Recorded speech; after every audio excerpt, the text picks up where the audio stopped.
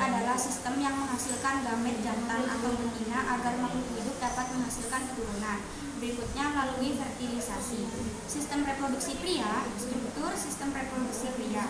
Bagian dalam yaitu ada tesis, dan yang kedua epididymis, yang ketiga vas deferens, yang keempat kelenjar kelamin, dan yang kelima saluran ejakulasi, yang keenam uretra. Bagian luarnya yaitu terdiri dari skrotum dan penis.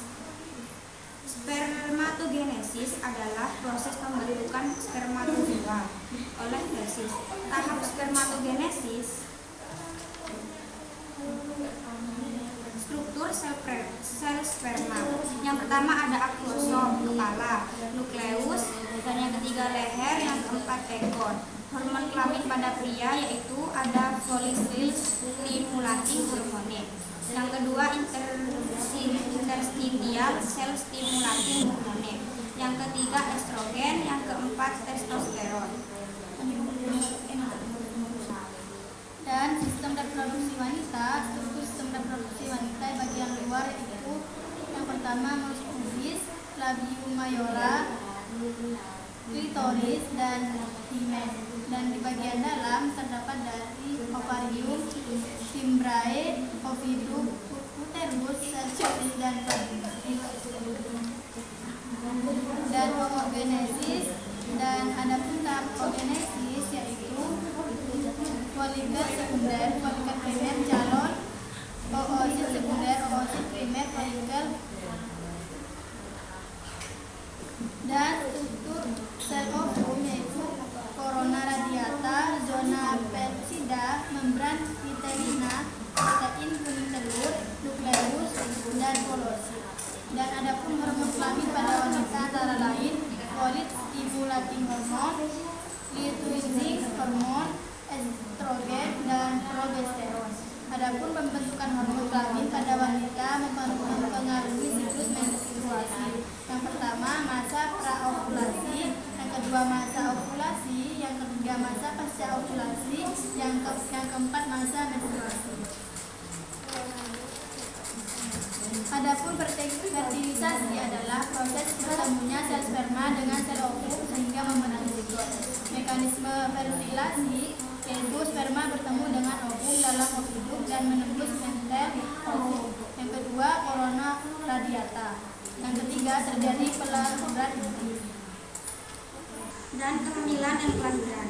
Kehamilan gestasi adalah fase di mana embrio mulai berkembang menjadi fetus. Kehamilan terbagi menjadi 3 trimester. Yang pertama trimester 1, yang kedua trimester 2, yang ketiga trimester 3. Selama masa kehamilan, oogenesis dihentikan dan plasenta memproduksi hormon-hormon. Mekanisme kerja hormon saat kelahiran bersama. Yang pertama, hormon relaksi dibentuk ovarium dan plasenta berfungsi meregangkan putis simfisis. Yang kedua, membentukkan relaksin memicu penurunannya estrogen dan progesteron dan pembentukan hormon kortison.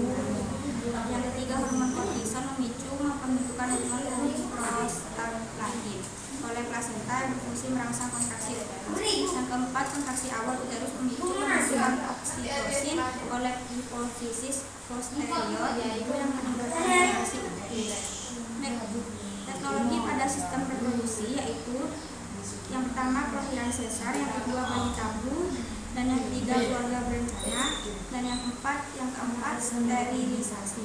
Gangguan pada sistem reproduksi yaitu ada antara lain fertilisasi, impotensi, kriptokoridisme, okritis, epididymis, protatitis, premenstrual sindrom, endometriosis, anemia.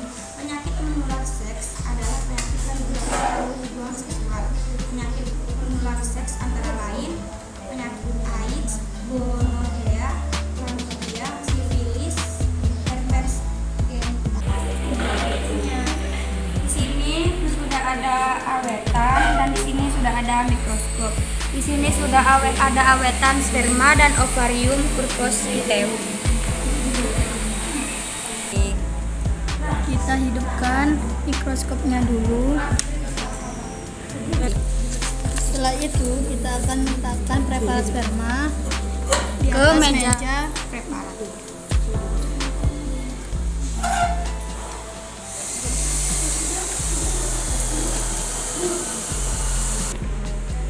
Setelah itu kita atur posisinya.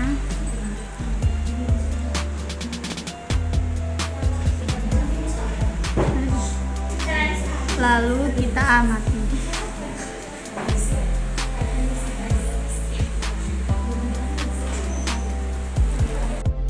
Jadi ini adalah hasil praktikum dari spermatozoa, di mana kita lihat terdapat jelas kepala dan ekor. Dapat kita lihat bentuk dari sperma pada gambar ini. Yang di sebelah kanan terdapat sperma yang tidak normal dan beberapa juga yang normal. Ada beberapa kondisi yang terangkai dengan ketidaknormalan kondisi sperma seperti aspermia, yaitu kondisi sperma yang tidak ditemukan sama sekali di dalam air mani, dan astenospermia, yaitu jumlah sperma yang mampu bergerak hanya sekitar 40% dari keseluruhan isi sperma. Dan yang ketiga, teratozospermia, yaitu lebih dari 40% sel sperma bentuknya tidak normal. Sperma yang normal memiliki bentuk kepala yang oval dan ekor yang panjang. Bentuknya yang tidak sama dengan sperma normal tersebut dianggap sebagai sperma yang tidak normal. Sperma yang terbentuk tidak normal akan mempengaruhi geraknya dan pergerakannya menjadi kurang baik. Dan yang keempat, oligostenospermia, yaitu pergerakan sperma dianggap kurang baik dan jumlahnya tidak lebih dari batas normal. Dan yang terakhir, mycosospermia, yaitu ditemukannya sperma yang tidak hidup. Setelah itu kita menggantikan dengan preparat ovarium.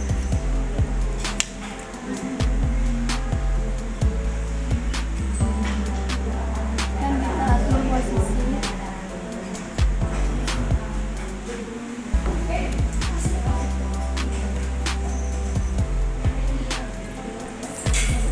Lalu kita amati.